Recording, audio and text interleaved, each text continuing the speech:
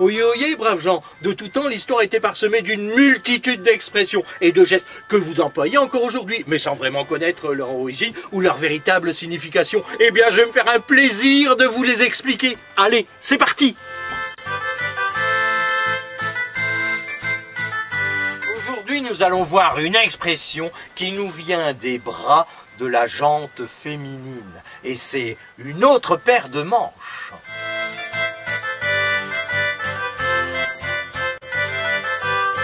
De nos jours, vous utilisez cette expression pour dire que vous devez faire quelque chose de plus compliqué.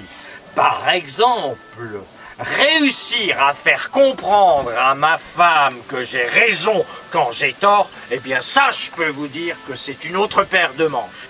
Mais d'où vient cette expression ?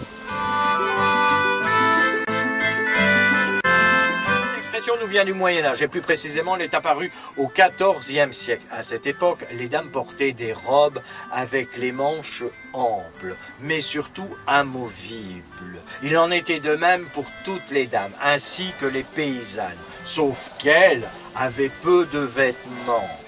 Et en plus, elle devait faire énormément de tâches.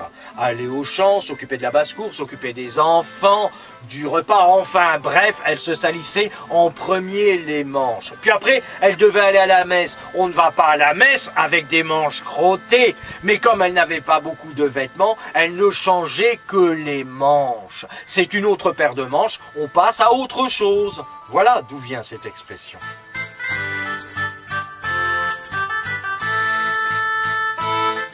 C'est une autre paire de manches. C'est se retrousser les manches pour passer à autre chose de plus compliqué, sans baisser les bras et en prenant son courage à deux mains.